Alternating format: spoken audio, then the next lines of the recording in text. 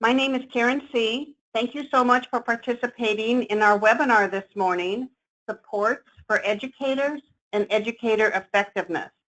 Let's do a quick audio check to make sure you can hear my voice. Please raise your hand in the box there. Oh, perfect. Thank you so much.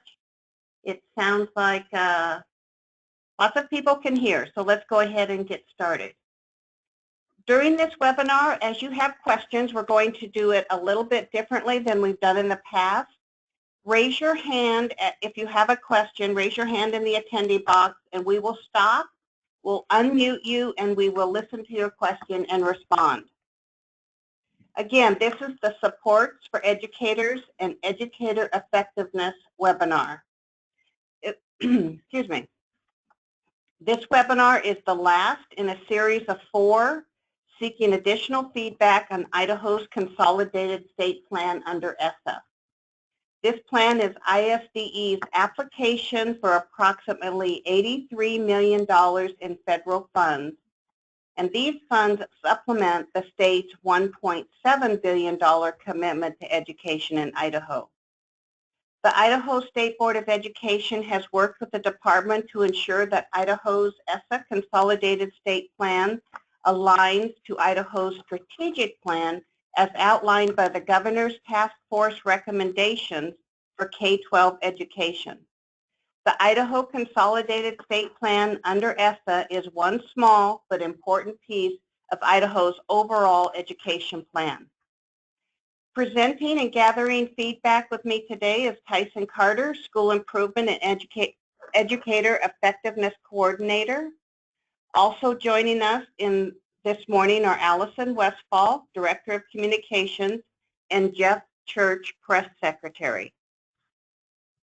Other members of Idaho's ESSA Consolidated State Plan Core Group, but not present, are Marcia Beckman, Associate Deputy Superintendent of Federal Programs, Carlyn Laraway, Director of Assessment, and Duncan Robb, Chief Policy Officer.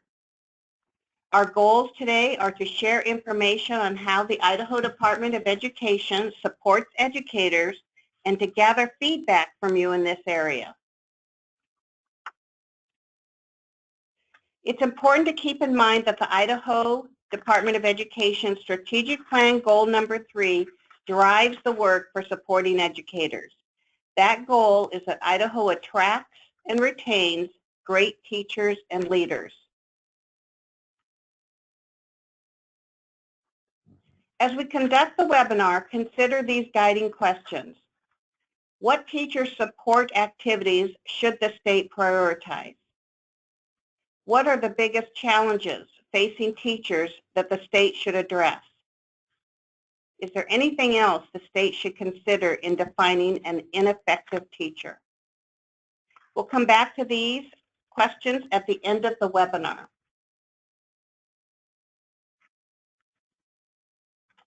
Under ESSA, states are tasked with describing how low-income and minority children in Title I schools are not served at disproportionate rates by ineffective, out-of-field, or inexperienced teachers. The U.S. Department of Ed is also interested in knowing what measures states use to evaluate and publicly report the progress on closing gaps in these areas. These definitions were developed in part from the work of the Educator Equity Work Group, which began meeting in 2015. The Idaho Education Association recently reviewed and provided feedback on the ineffective teacher definition. The definition you see on this slide for ineffective teachers represents their feedback and is incorporated in Idaho's ESSA Consolidated State Plan. Let's take a look at the definitions out loud. The definition for ineffective teacher is that the majority, 50% plus one student, has not met their measurable student achievement targets, or the teacher has a summative evaluation rating of unsatisfactory. The definition for out-of-field teacher is that the teacher is not appropriately certified or endorsed for the area in which he or she is teaching. And the definition of inexperienced teacher is that teacher who is in his or first year of practice.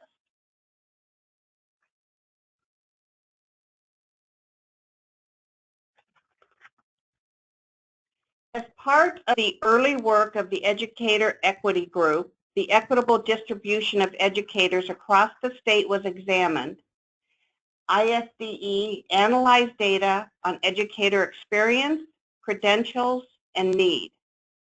The data analysis did not point to significant disparities in terms of the distribution of personnel working with low-income or minority students. The study did identify an overall shortage of personnel and a significant amount of inexperienced teachers. These findings became a part of Idaho's equity plan, which was submitted to the U.S. Department of Ed on June 1st, 2015. This report sparked a statewide effort to study recruitment and retention. The work group that began meeting in 2015 continues to meet monthly. Again, if you have any questions as we're going along, raise your hand in the box there, and we will unmute you and give you an opportunity to ask your question. The Idaho Superintendents Network has been a popular professional development activity for superintendents for several years. As a result of the work of the Educator Equity Work Group, which we just talked about, the ISN adopted a theme to study strategies on recruitment and retention, and they did this during the 2016-17 school year. The superintendent's work resulted in several strategies on recruitment and retention. Grow Your Own, for example, includes financial support and higher education partnerships for paraprofessionals to earn their bachelor's and certification through collaboration between the district and the university. Also recruiting high school students by offering dual credit opportunities for secondary students to begin to acquire credits toward a teaching credential, and then partnering with IHEs to offer club activities related to education. Another strategy would be to increase pay. During the superintendent's work group, they talked a lot about how the career ladder is complicated, and to consider asking the legislature to fully fund in 4 years rather than 5 years. Another consideration was year-round contracts, the additional time which would be used for professional development, curriculum planning, lesson study, and so on. Another idea that came out of the ISN last year was to elevate the profession. That sometimes educators are guilty of perpetuating some of the negative discussion. So to research and develop strategies to elevate the profession. Connecting with higher education through virtual online options for Grow Your Own, and making district mentors instructors of record for completion of certification was another strategy. Streamlining the certification for content professionals was another idea that superintendents came up with. For example, there are challenges when professionals try to obtain certification, such as an RN who did not meet the state requirements for a CNA. And then clearly understanding the problem. While the educator pipeline is an issue throughout the state, rural districts are oftentimes more impacted. So finding solutions for those rural districts is very critical.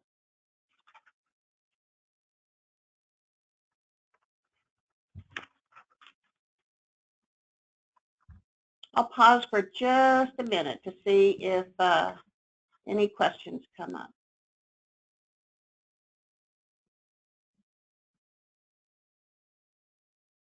Okay, it looks like we have a question. Go ahead. So I believe you're unmuted. Go ahead and ask your question, Mr. Gandhi. I just want to do is add comment that you should also add in a teacher preparation time, which is not included. And preparation time is extremely important for preparing lessons, identifying what lessons to give, what alternative explanations to give. Something is not included in this thing. Okay, thank you very much for that comment. I appreciate that. Whereas I understand that a lot of schools, I know the school that I worked in, there was teacher preparation time, but oftentimes that's not the case. So thank you for your comment. But what is the ideal preparation time? You have to look at how this type of problem is handled in Singapore school, where a significant amount of time is spent on preparation compared to what is done in Idaho. That's what I'm getting at. Okay. All right. Thank you. Any other questions, Tyson, that you can see? Okay. Let's go ahead and move forward.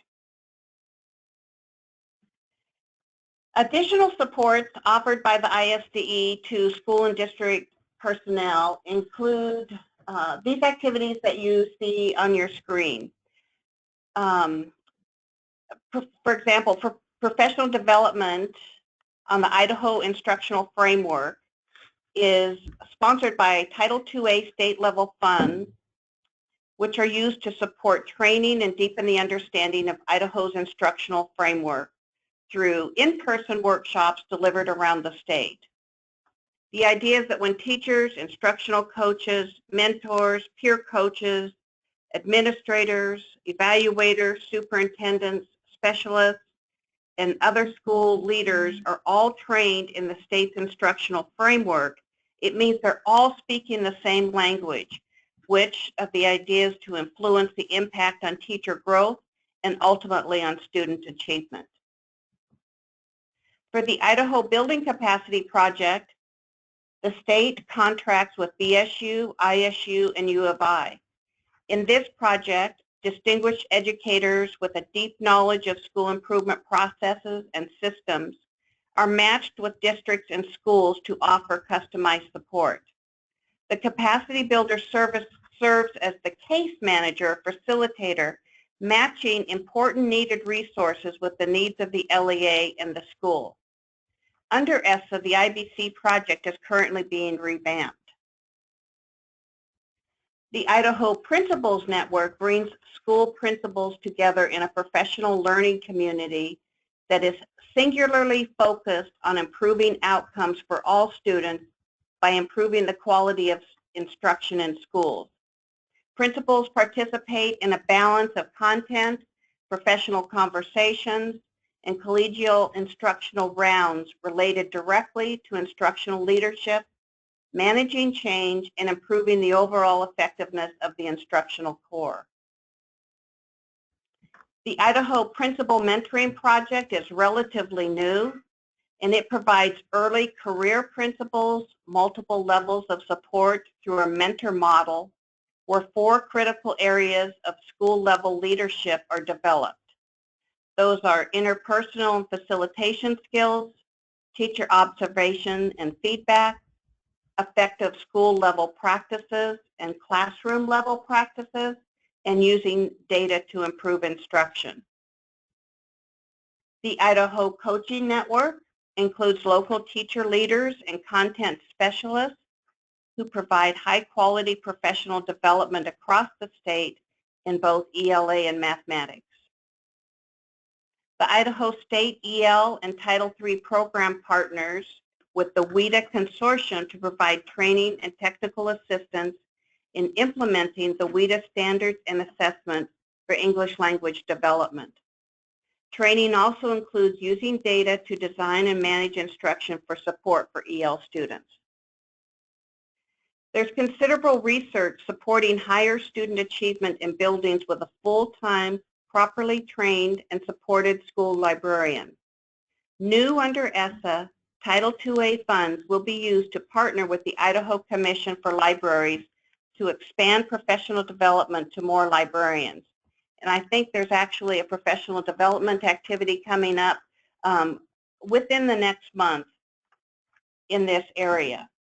I think one of the strengths of these school improvement work is all of the activities that the state offers to schools.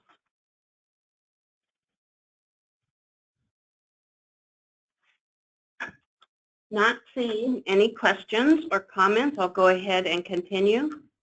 The Educator Effectiveness Program provides LEAs with standards, tools, resources, and support to increase teacher and principal effectiveness and ultimately student achievement.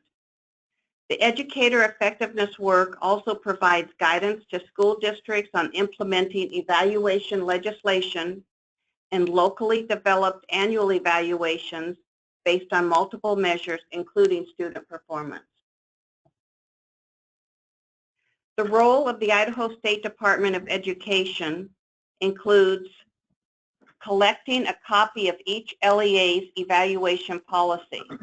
This is collected one time as long as the policy includes all the requirements.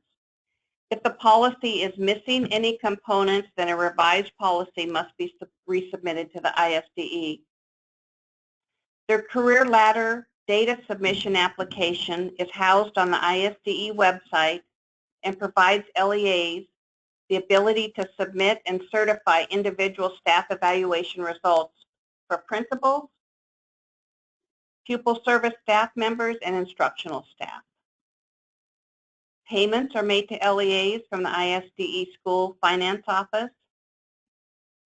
And be sure to visit the link on the screen for helpful resources that include standards, processes, checklists, tools, and forms.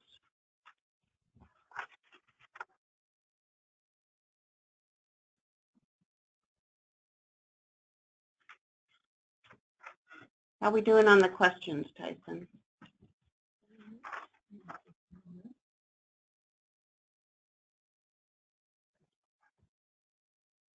Okay. Well, before we get to the guiding questions, just a reminder that all of the webinars in this series are or will be archived at the link on the screen. Last week's webinar was actually posted on our website before the end of the day. So I anticipate that this webinar will be archived either at the end of the day or tomorrow. Okay, let's review the guiding questions and see if you have any questions. Oh, Jason? Down below. Oh, hi, can you hear me? Yes, Jason, we can hear you. Yeah, I was just checking out the website or attempting to go there. I'll keep working to navigate, but the actual URL provided doesn't appear to be found. So Okay. I'll keep working to navigate to that site. And Jason, is that the URL for Educator Effectiveness or the URL for the feedback sessions? For the education, the Ed Effectiveness page here. So. Okay. Thank you so much for pointing that out. We will check that out, and it sounds like maybe I have that not quite right, so we'll fix that. Thank you so much, Jason. Thank you.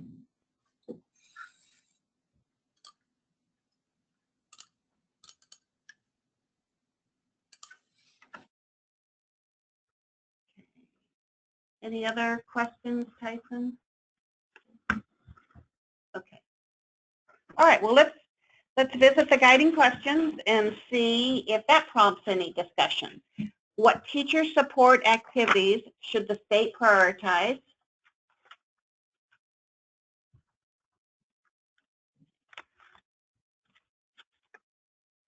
What are the biggest challenges facing teachers that the state should address?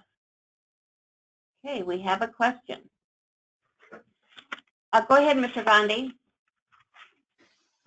On this topic, I just want to make sure that there are hidden resources available, but I don't think that they are known, very well known. In mathematics, I can say with certainty is Singapore mathematics supplementary books, such as intensive practice, intensive practice series, and challenging word problem at elementary level. Another one they have excellent problems is for State Department of Education for a secondary school level to import books, not from America, but for Singapore textbooks. They have excellent problems in it. This is how you would support the teachers because they want to have excellent problems, but the textbooks do not have them. And this is something that is very important, not noticed unless you actually do the research and dig up the problems in the books. This is how you get a student's mind to stimulate. They have a provocative questions, not a boring questions, but something that would stimulate them. It works for both advanced students as well as a student who need extra help, because everybody needs those type of problem. And so the people who need extra help would become more of an advanced student if you ask them a right question in a right way. That is. I agree. Thank you so much for that comment. Thank you. And Jason, it looks like has a question. Oh, it's the same question? Oh, okay.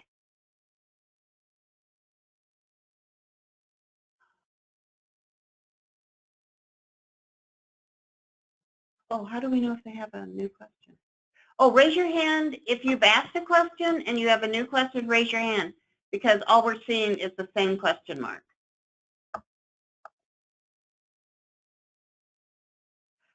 Oh, we have a question in the text box. Oh, okay. It looks like it's the same one that we responded to. Thank you.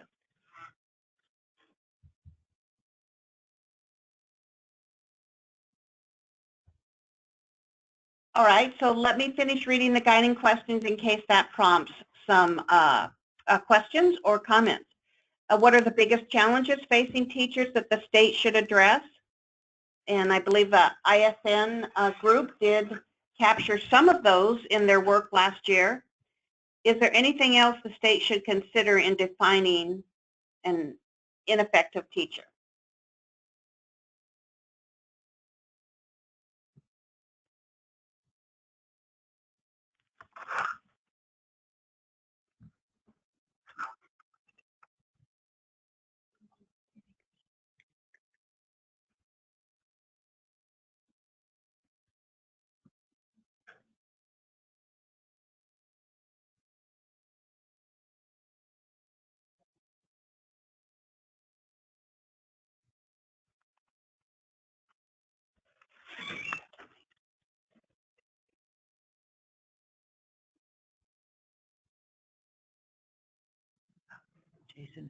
Jason, thank you for raising your hand. What is your question? Well, it may be something that you are leading to, but I am curious where we're also able to view or identify the outcomes of the action taken after we've identified ineffective teachers. So in other words, in the process of identifying or, defining the ineffective teachers, what are we defining as our action items and steps, in improving the situation? Okay, thank you for that question. There will be state level data posted on the website annually, but I believe your question is more related to you have an ineffective teacher and what will the next steps be? That's exactly right. Although I'm also interested in data, but yes, what are the next steps, and then how are we viewing the outcomes or the results, of taking those next steps? Great. Marcia was able to join us, and I believe she has a response. Yes, I just want to say what you brought up is incredibly important, the next step. On the other hand, each district has actually, of course, hire each of those teachers. So what procedures they put in place certainly happens at that level. Just knowing that some of the actions from even my own past experience as a a principal over a number of years and what other districts do. If we see that the teacher is ineffective, that at the state level, that would potentially mean that the teacher does not receive the extra funds that are available to them in the teacher incentive. But at the local level, of course, that was probably, each district will have their own procedure for that, their own protocol. Generally speaking, you're talking about a teacher that needs to either not continue in the profession either right away or over a period of possible coaching and still does not show improvement. So that is really a local decision that happens, and that's about what we're talking about. However, I think it's one of the most important links in the plan. Thank you. No, Oh, go ahead, Jason. no, that is great feedback, and I completely agree. Obviously, in this context, we're looking at the state level, right, and how do we also see improvements in the aggregate, right, to identify how, in the first place, our definition of the ineffective teacher is helping us to then apply the right funding towards programs that can improve that condition. I think amongst many schools, right? Each school is going to have different challenges independently. Is it safe for me to assume then, and I apologize being relatively new to this forum, that the LEAs then are a key resource for providing the professional development and the other programs that support those those advancements or those opportunities for teachers to improve? Yes, that's true. Mm-hmm. It looks like Kathy has a question in the question box, wondering if we have looked at defining effective administrators. This can be a huge barrier for effective teaching. Well, I would say, first of all, just the comment that that definitely is important. We've learned since the 90s, which seems like a long time ago, that an effective principal is one of the most important correlates of an effective school back at that point. But that's never been discounted or lowered in its level of importance. And as far as effective administrators, I think the only thing I will say at this point in time that I can speak to is that we do have, and Karen alluded to it in one of her slides, where we actually like to train administrators on the actual model for teacher improvement, the Danielson framework.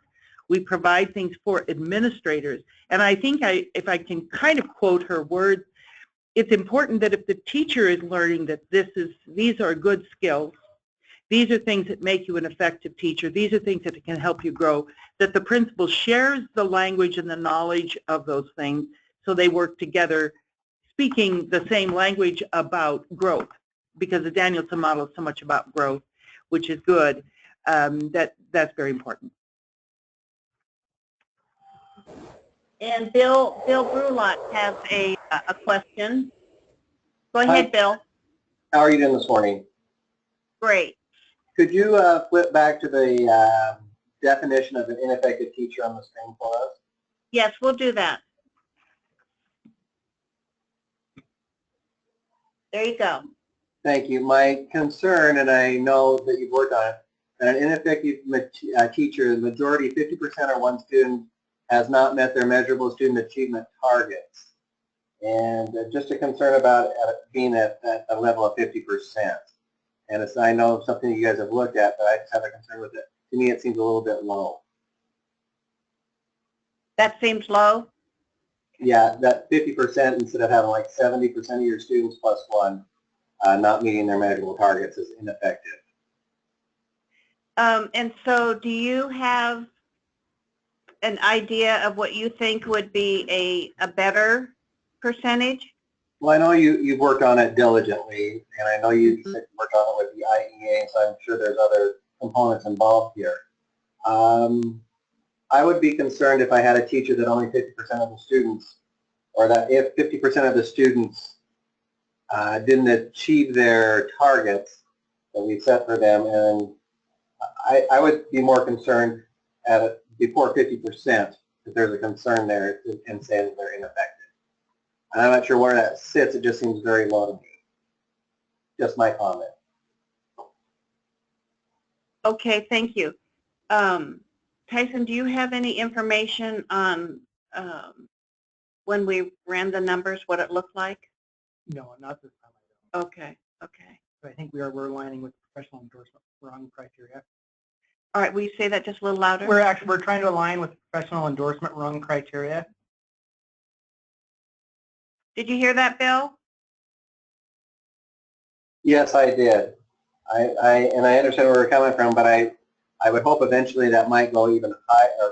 We might start at 50%, but I eventually think we need to get that to a higher level for student achievement data, that their measurable targets are going higher. And I know that probably has some people quivering, but I would want students to do better than just have 50% of the classroom meeting their targets. Thank you very much. I actually think it's a good idea to reevaluate ever so often the definitions. And as we collect data, we will have a better idea about if the data represents what it is we think we want to achieve. We have another question in the question box. Is the ISDE looking at a specific software to assist in teacher evaluation and evidence collection? Tyson, do you want to answer that? Right now, the SDE is not, and I think the state board is looking at something. I'm not sure exactly when that will be presented or put out, but I know right now, excuse me, the SDE is not looking at any type of software. Thank you, Susan, for your question.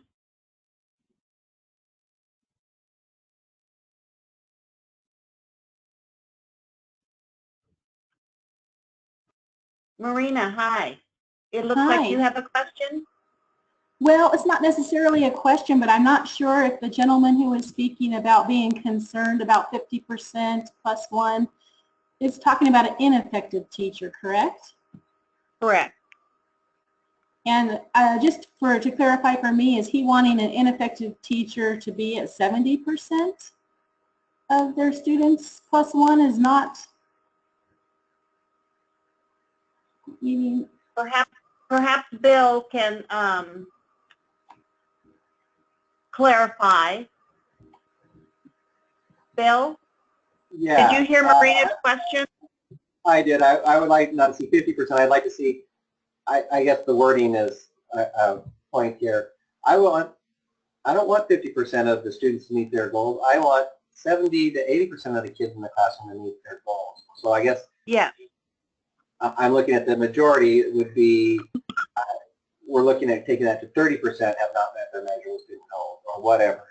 So it's you were looking at changing the 50% to maybe like 20 or 30% of the students are not meeting their measurable student achievement goals.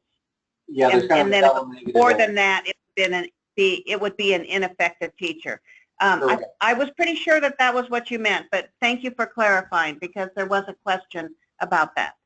Thanks, Karen. You're welcome. Marina, does that help you out? Yes. Do you have some thoughts on that?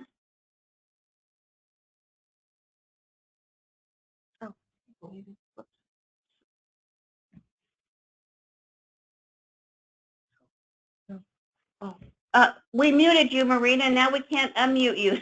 So if you have some thoughts on that, we can't hear them. I'm sorry. No, that was perfect. Thank you very much for the clarification. Okay, thank you. And Mr. Gandhi, you're unmuted. Okay. We also know that teacher can be ineffective when poor textbooks or poor curricular materials are used. Because sometimes curricular material is not in teacher's control. It is at a higher up authority. And question comes out, is that teachers get blamed for using poor curricular material and not being effective, or does something can be done to mediate them? Because this is a major question that was done before the Common Core came, when teachers can only use the material that they have. And we know that good teachers still have to use lousy material, and they can be ineffective or because they don't have all that discretion at their disposal. So I just want to do is make sure that you are aware of the fact that why teachers are ineffective, because of classroom practice or because of the poor instructional material. Thank you very much for your comment.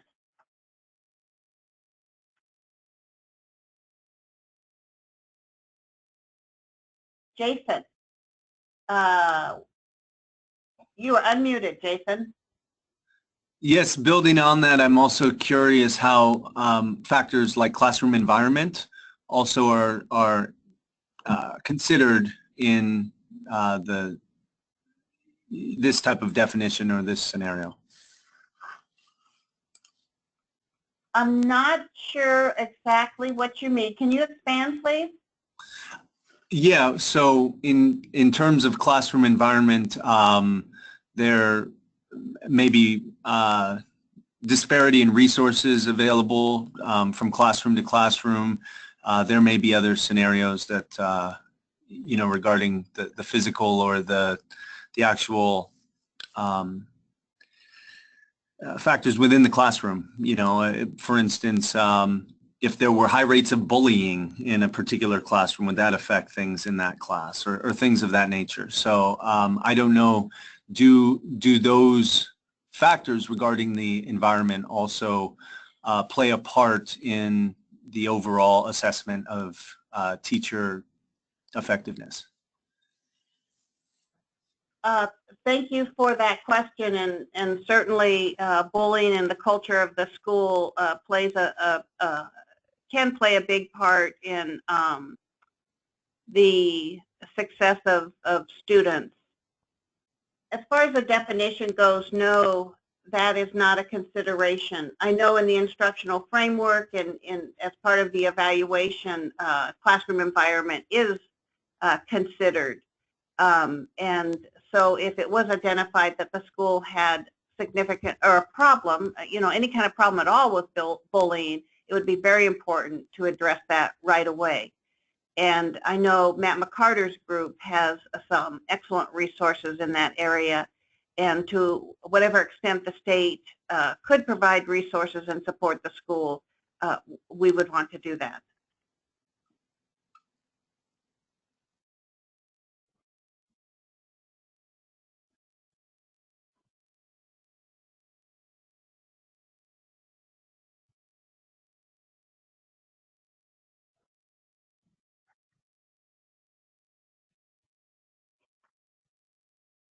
Tyson's going to take us back to the guiding questions in case that prompts any more thinking. Hey, good morning, everybody. Thanks for joining us. My name is Duncan Robb. I am the Chief Policy Advisor here. I'm not sure what happened. A little comic relief there.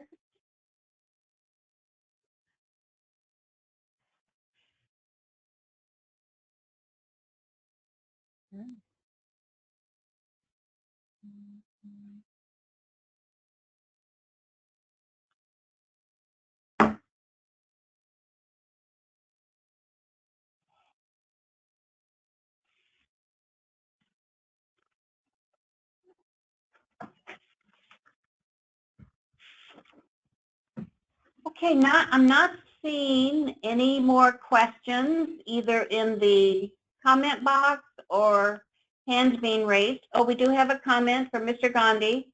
Related to the past comment, teachers are one of several components. If one component fails, then teachers will fail. Yes, thank you. As always, you can contact any of us if you have more comments or questions. Oh, it looks like we have something from Amy. What training or resources are available for administration to help better align professional development goals to the Danielson framework? On the Title II page, you can go there and there are trainings and professional development that you can sign up for. There is both for administrators for renewal credit and non-renewal credit, but there are resources or trainings for administration on that site. So Amy, if from the SCE main webpage you go to menu and then federal programs, you'll get to Title IIA right there.